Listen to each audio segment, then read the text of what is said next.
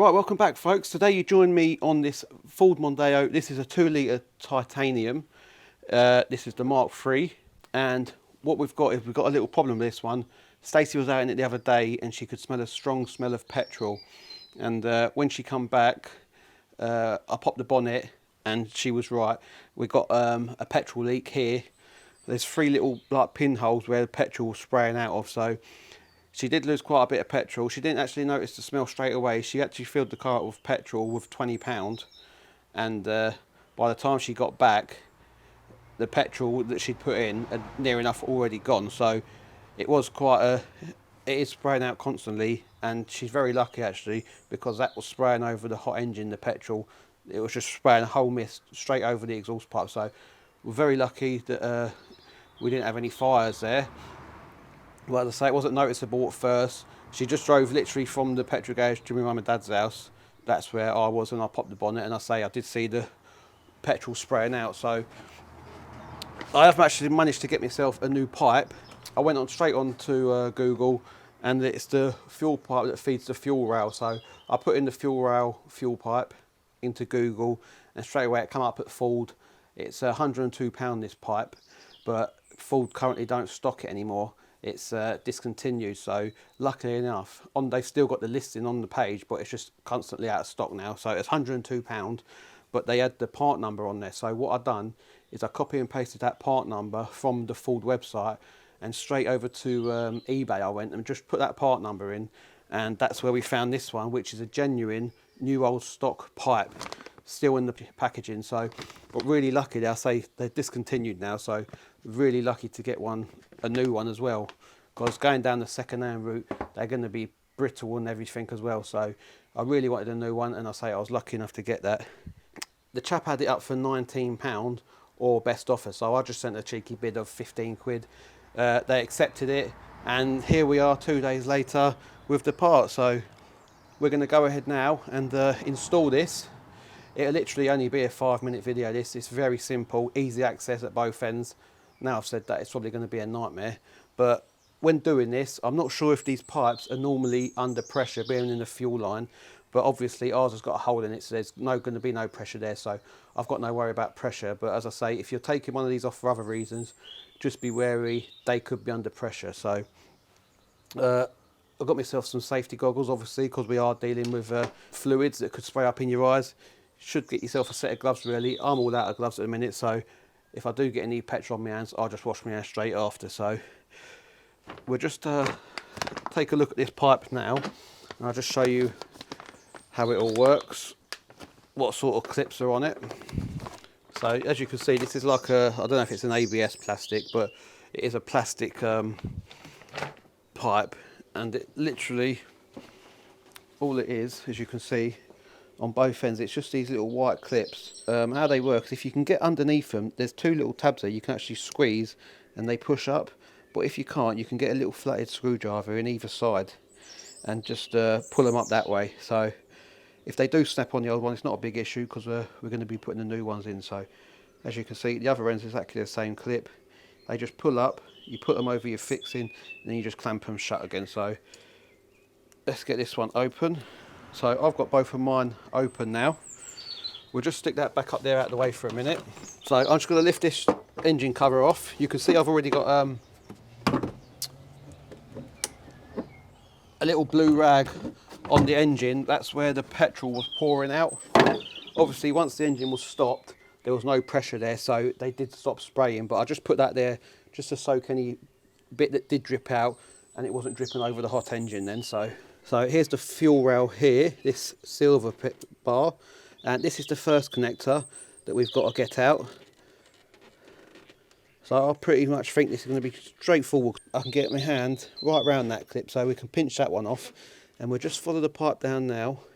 And it's just this one with this bit of covering over it, and as you can see just right there, it goes to there. So it is really accessible, this pipe. It's just one of them things that it's give way. The car's only done about mid 50,000s, I think 55 to 60,000 now, but that doesn't matter. It's still, at the end of the day, It's getting on for about 15 years old, so things do get brittle when they get hot and cold. So I'm just going to get my goggles on, and I'm just going to see if I can just pinch that clip there. That's the top one. It's going to be a bit awkward for you to see, guys, but that is literally the top and bottom clip out now. So that one's disconnected. I'm not going to pull it off yet. I'm just going to push the other one out, and then once we've got both clips out, and there we go, that was actually done already. So that was real time. That literally took a second. So we'll just put our screwdriver there. We do have a little clamp here that's holding the wires, the tubes, the pipes together. So we just need to get that disconnected. Little pipe clip there, and there's one down here. I just want to get all these undone before we disconnect it, in case we do get any fuel leaking. And that is everything then. So that's the pipe. So I'm going to disconnect it now from the fuel rail. I'll just put that over the end in case anything does spray out, which I highly doubt it now. Nope, there's nothing come out there at all, which is good. So that's that end off. I'm just reaching down there, pulling that end off. There was a little spill there, obviously what was sat in the pipe. And then we can just pull that through there. And we'll just offer this up just to make sure it is the right one. By eye, it does look like the right one to me. Yep, and that is the correct one. So really lucky with that one. So we'll just chuck that out of the way. Now I was just looking at this old pipe. I can't see where the holes are, because I say they were literally pinholes. But there's something to be wary of. We have got like a little rub mark there where it's obviously been rubbing on this pipe here. So I'm not saying that's where the holes are, but when I go to put it back, I'm just going to bear that in mind on the new one, that they're not touching. So that could be the problem there, where we've just had a bit of a rub. But I say the holes were minute, so to the eye you can't see them. So coming back now, I'm going to clip that. It clips in, and then you push your white clip in, and that's job done. So I'm just, before I clip this one on, I'm just making sure that we're not going to be getting no rub marks. Now is that better to come back underneath there? Right, yeah, so I'm going to listen for the click. That was the click, and you see, pop on just like that. So there is actually a tiny gap there now, just separating them two pipes. Right folks, so we're just going to fire the car up now. Just making sure we've got no more leaks.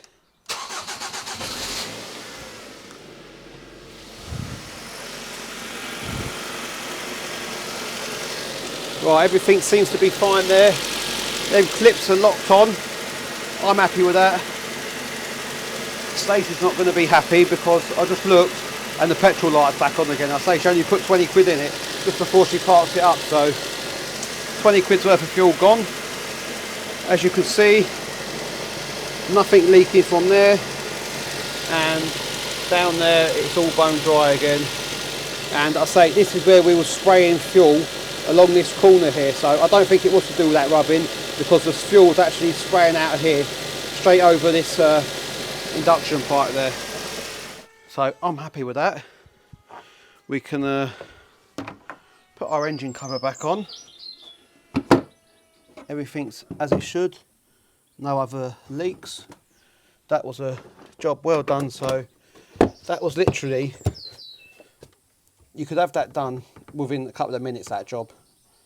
That was no issue at all there. So yeah, if you do have this problem, you might find it hard to find a part for it. I say I got really lucky that this company had a brand new old stock one left, so it was the last one as well. But yeah, you can't see them holes.